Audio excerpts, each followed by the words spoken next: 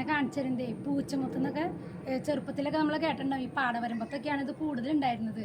ഇന്നത് കാണാനൊന്നും ഇല്ല. ഞാൻ ഇടുക്കി പോയപ്പോൾ അവിടെ നിന്ന് കൊണ്ടുവന്ന് നട്ടതാട്ടോ. പാടത്തുനിന്ന് ഒരു തൈ കൊണ്ടുവന്ന് നട്ടുപിടിപ്പിച്ചതാണ്.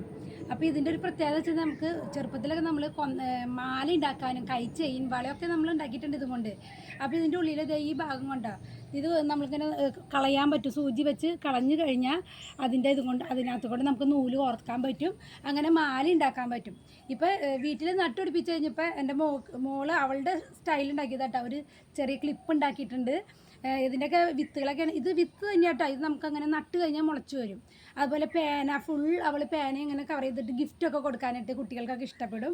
ഒന്ന് പോളിഷ് ചെയ്യാണെങ്കിൽ അടിപൊളിയായിരിക്കും.